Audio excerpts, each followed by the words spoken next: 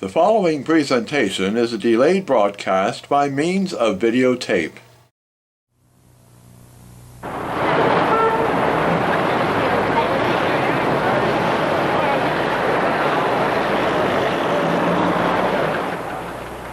This is a story with a moral. What you do, how you live, can change the environment thousands of miles away. To be a fisherman, since Roman times, has always been a very devious kind of business. You swear like a fisherwoman. You cheat like a fisherman. Why? Because you have to sell your wares. It's one of the very few things that you have to sell fast.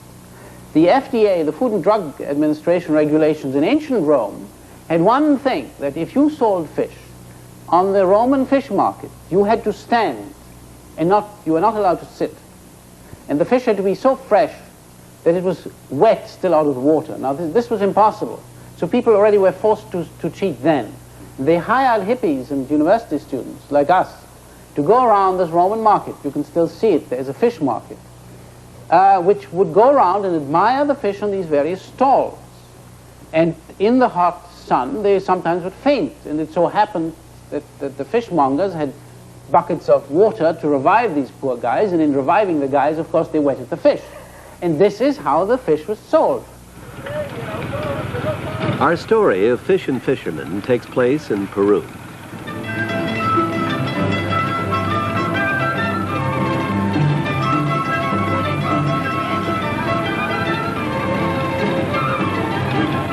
A series of programs about this planet and what people are doing to it.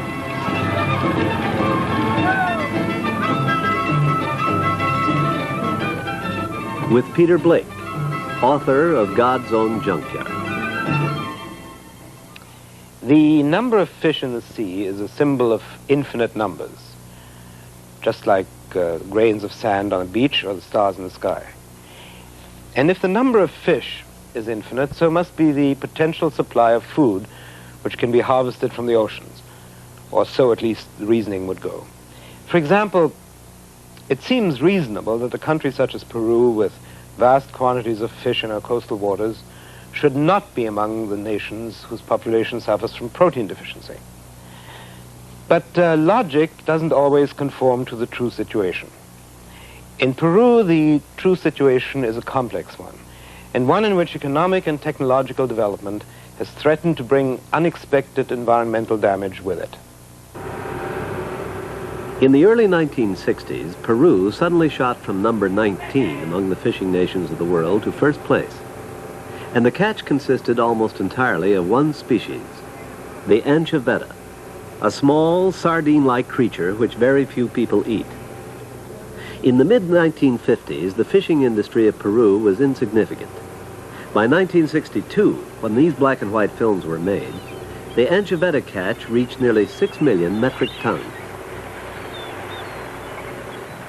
Shipyards that seem to have sprung up overnight near the capital of Lima were building 3 fishing boats a day, 7 days a week.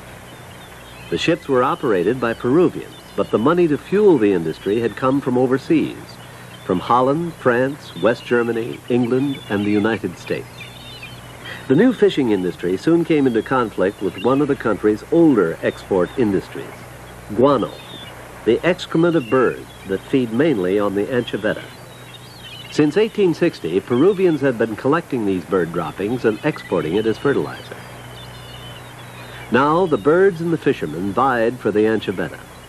There was some fear that the great increase in the fishing might cut into the food supply of the guano birds, thereby reducing their number and the available guano for fertilizer.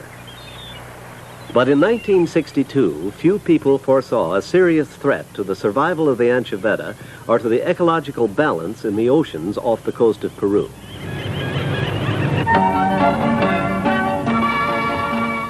In 1971, more than 1,000 Peruvian fishing boats were plying the waters off the western coasts of South America. The anchoveta had become the country's leading export and the chief earner of foreign exchange, surpassing the traditional Peruvian exports of copper, cotton, and sugar. Thousands of jobs had been created by the fishing fleet. Most of the men had never been to sea before. They had been trained on the spot, as had the shipwrights, the dockmen, and the workers in the fish processing plants. All of these new jobs depended on the exploitation of the huge banks of anchoveta.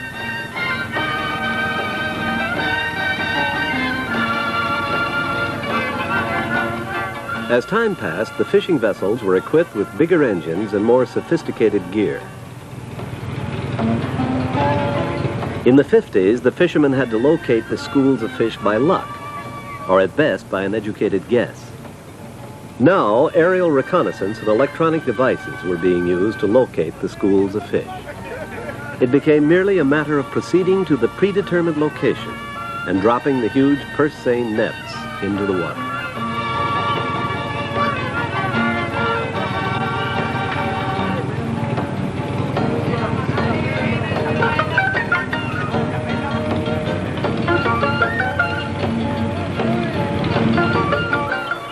Even the guano birds had survived.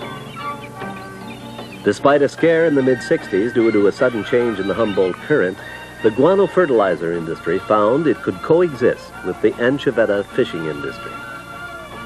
During the years of the biggest leap in the anchoveta catch, between 1959 and 1962, the number of boats tripled, and the fishing capacity of the fleet increased fivefold.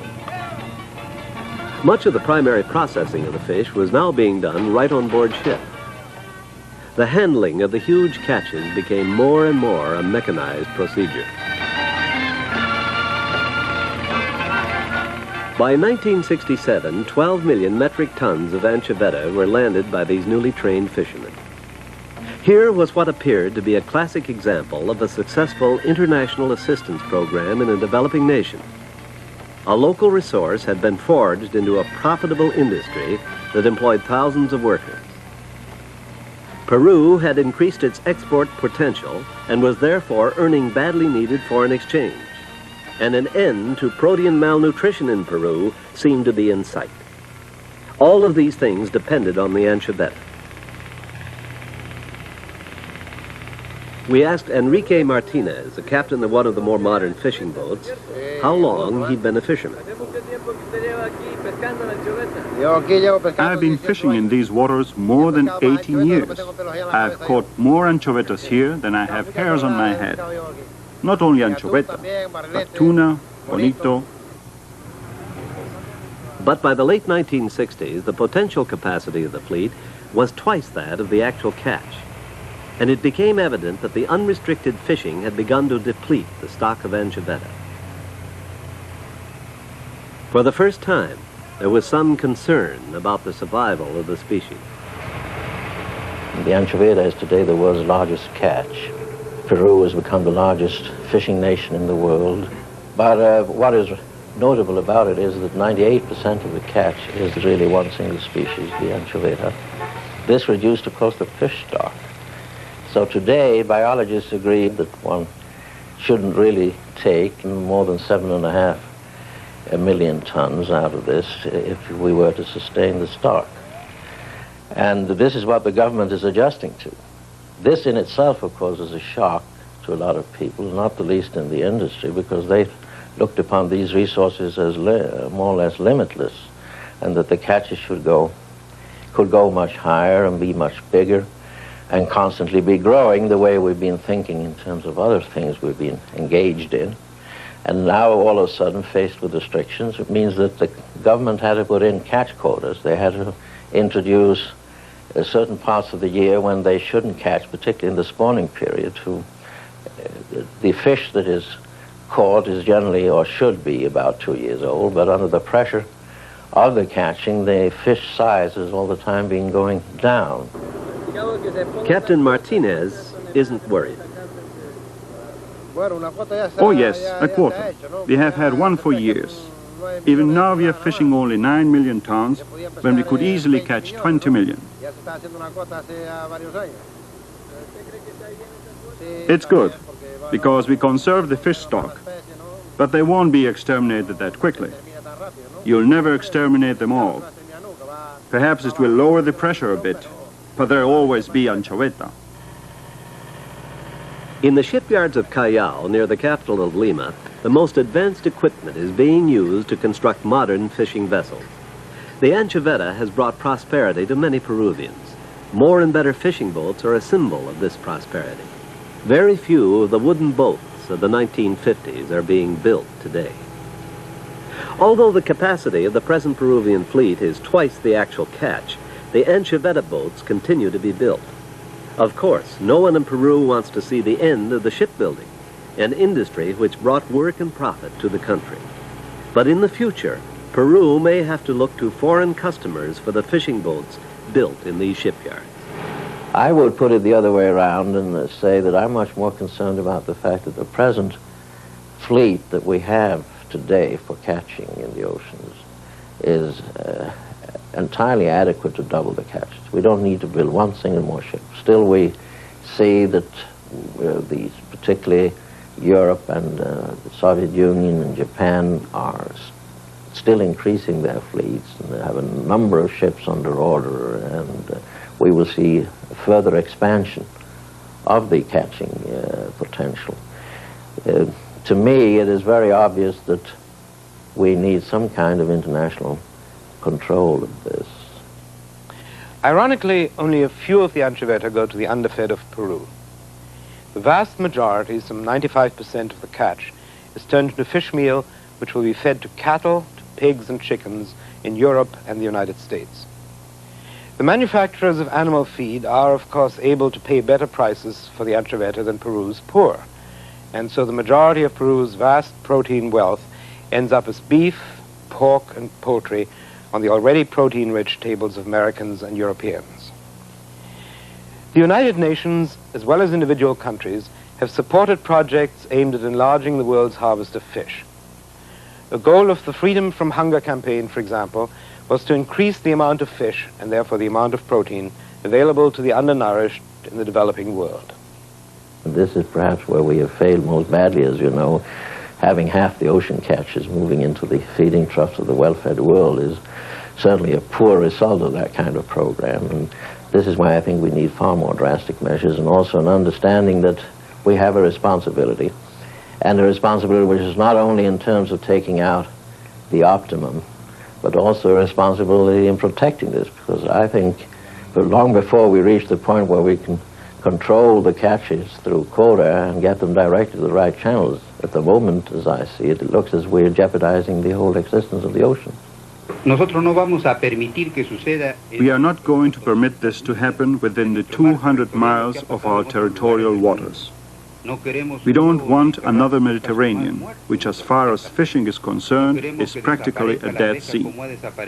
We don't want the fishing to disappear the way it has on the coast of Europe, North America, and the coast of Asia. We want to preserve these riches for human beings, and it is for this reason that we control the catches in our territorial waters.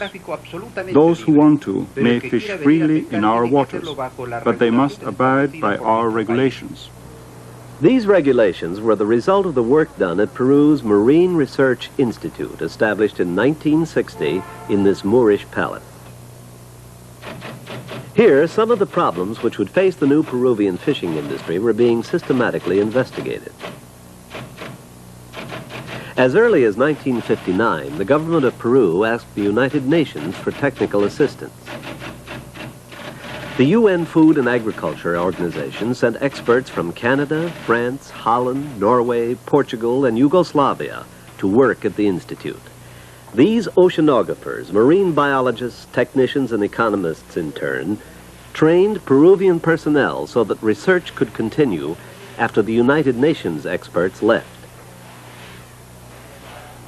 Biologists at the institute were among the first to see that a limit should be set on the catches to prevent the gradual weakening of the species and perhaps even the extinction of the anchoveta.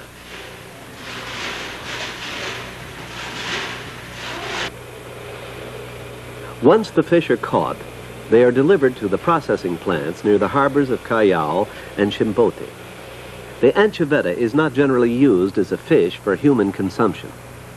The product for which there is an international demand is fish meal or fish flour. Fish meal has been known for a long, long time to feed animals. and is produced by more or less sophisticated but still rather crude methods. It involves cooking, pressing, and drying, and the drying is done at a very high temperature so that the nutritive value of the finished product diminishes quite a bit in the fish meal. It's a product that is being produced, as you know, in Peru, in Norway, in England, in this country, in Canada, and so on, in the millions of tons. What we are trying to do, when we talk about fish protein concentrate, is to retain the protein value of the raw material, which, you know, has been known for a long, long time to be equal to that of egg or meat. The position at the moment, as far as FPC, fish protein concentrate, is concerned, is, I would say, still a very doubtful one. We have made an enormous amount of progress, I think, because in contradistinction to the situation that prevailed, say, 10, 15 years ago, when people thought that fish protein concentrate was really not something that a good young fellow should get mixed up with. People take it rather seriously now, because everybody realizes the existing protein deficiency in the world and the increasing demand for proteins of one source or the other. But fish protein concentrate for human consumption has yet to be marketed on a large scale. So these bags of Peruvian fish meal will continue to be exported to the United States and Europe. In addition to being first in fishing tonnage in the world, Peru has also become the world's largest supplier of fish meal for animal fodder. But feeding fish meal to chickens and hogs thousands of miles away has had little effect on the diet of the Peruvians. Protein malnutrition among the poor of Peru, as well as other developing nations, remains. A mere 17% of this great protein resource reaches the hungry people of the world.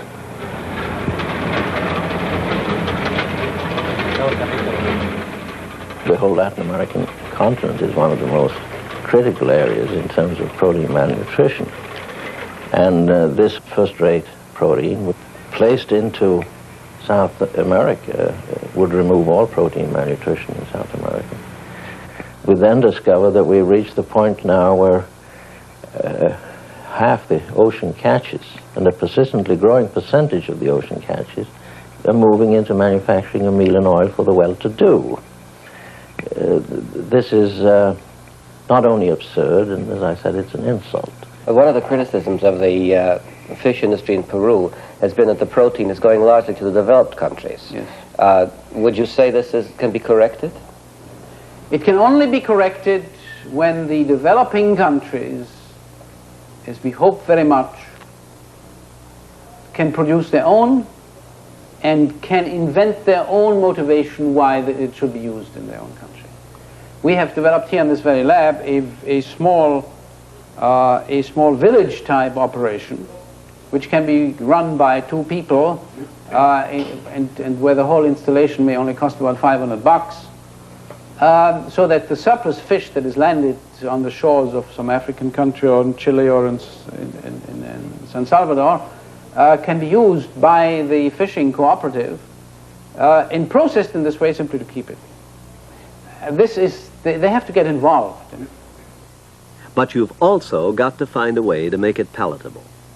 Even this fish protein concentrate, which is carefully made from only the acceptable parts of the fish, is a difficult thing to sell.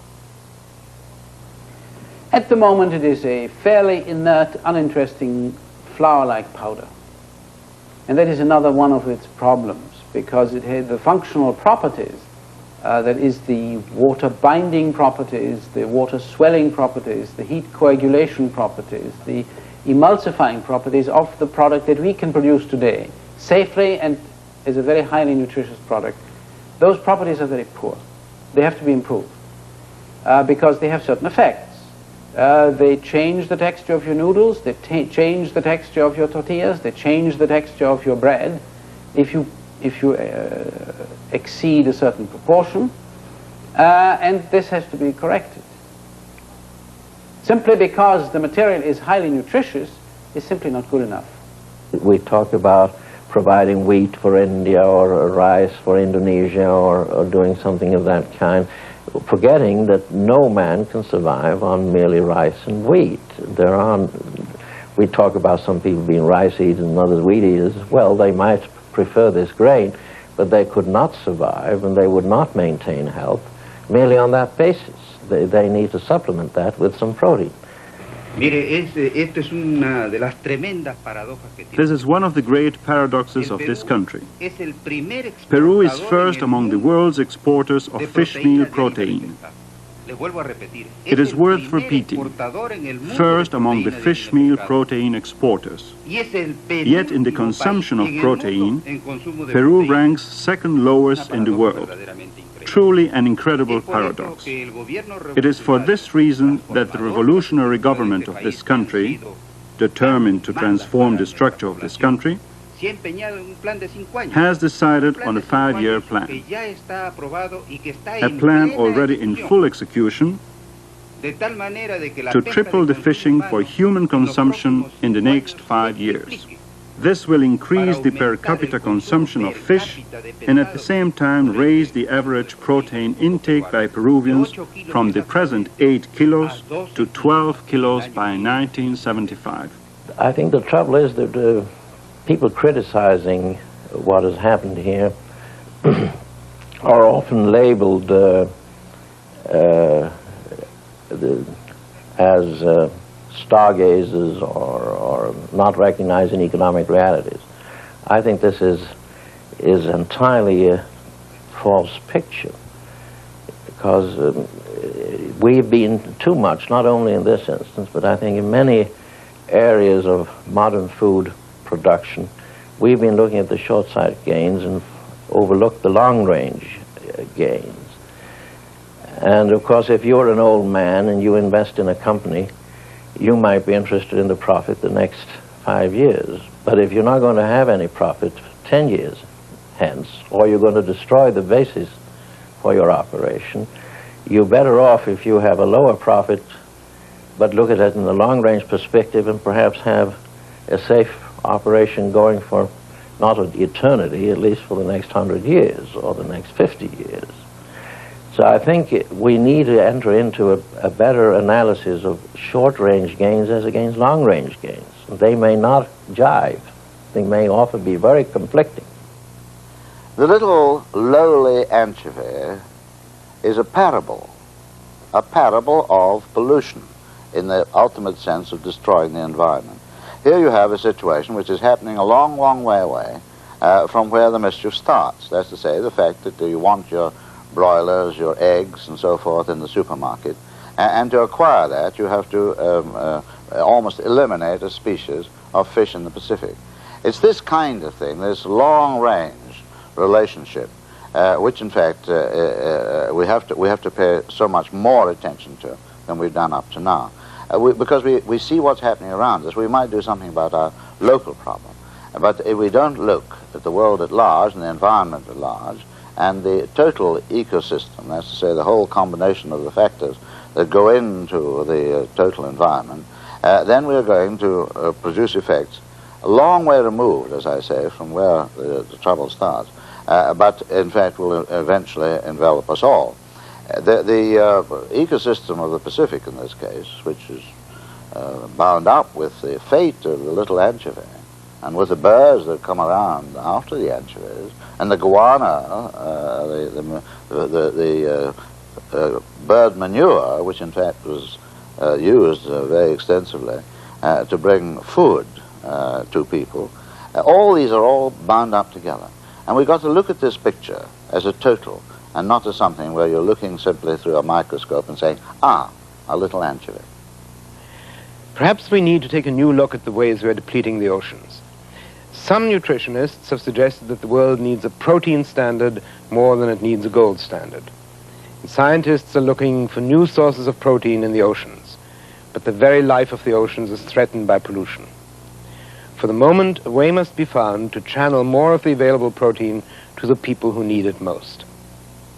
These cookies and party snacks look and taste like any others, but they're made with a fish protein additive that substantially raises their nutritive value. I offered some of these chocolate chip cookies to my friends, but very few of them would even try them when I mentioned what they contained. Food habits, you see, are a very hard thing to change. But if these seemingly unimportant foods suddenly became as popular as, let's say, potato chips, then maybe the people who need the protein additives will want them too. The reason why this is, I think, important, and why I would like to produce a rather expensive material for cocktail crackers and things that are entirely useless, is that unfortunately our human attitude towards these things is such that only when something is expensive and difficult to have is it worth my wanting it. This is exactly the same way that the potato was introduced into France. Monsieur Parmentier saw to it that the potato remained on the plates of the affluent and the aristocracy, and of course all the poorer people said, well, if they eat it, it must be good, let's have it, and this is how it was introduced. If we can produce an acceptable, nonsensical, useless, nutritionally uninteresting product here on a very small scale, it's quite likely that just as with Coca-Cola, people will want it elsewhere.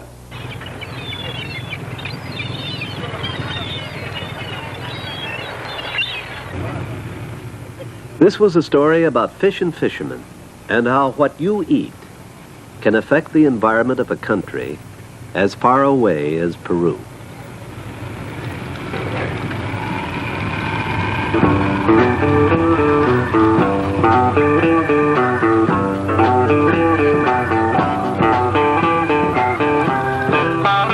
Miss Betty and all her friends are coming up next with a half hour of fun and laughter on Romper Room, next on Channel 9 in Toronto Cable 8.